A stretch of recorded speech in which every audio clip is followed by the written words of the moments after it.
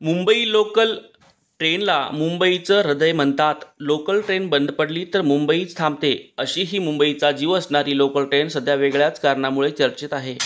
मुंबई लोकलमधील भांडणाचे आणि मारामारीचे सत्र वाढतच चालले आहे. गेल्या काही दिवसापासून ट्रेनमध्ये झालेल्या मारामारीचे आणि भांडणाचे सोशल मीडियावर व्हिडिओ जबरदस्त व्हायरल होत आहेत. मुंबईतील लोकल ट्रेनमध्ये महिलांमधील हाणामारी काही नवीन नाही.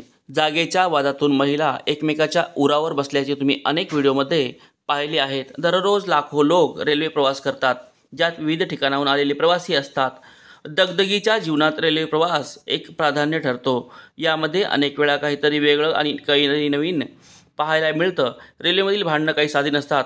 एकमेकांच्या उरावर बसण्यापासून ते एकमेकांच्या झिंज्या उपट्यापर्यंत आपण अनेक वेळा अशी भांडणं पाहिली असतात. विशेषतः महिलांमधील वाद काही वेळा या भांडणामध्ये शाब्दिक चकमीचं रूप घेतलं जातं, तर कधी त्या हाणामारीपर्यंतही पोहोचतात. ट्रेनचा प्रवास हे सामान्यांच्या आयुष्याचे एक रोजचे समीकरण झाले आहे.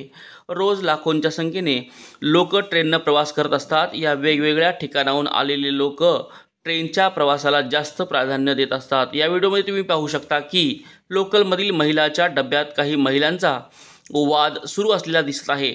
सुरुवातीला हा वाद शाब्दिक असतो, त्यानंतर एक महिला दुसऱ्या महिलेला जोरदार टक्कर मारताना किंवा मारामारी करताना दिसते. काही वेळातच ही हाणामारी इतकी टोकाला पोहोचते की इतर प्रवाशांनाही हस्तक्षेप करावा लागतो. या मारहाणीचं स्वरूप इतकं भयंकर होतं की यामध्ये 2 महिलांना रुग्णालयात उपचारासाठी पाठवावं लागलं आहे. तुम्हीही ट्रेनचा प्रवास करत असाल तर भांडण हे तुमच्यासाठी काही नवीन नसेल. ट्रेनमध्ये वादाची ठिणगी पेटायला काही वेळ लागत नाही, त्यातही महिलांची भांडणं म्हणजे काही खरे नाही.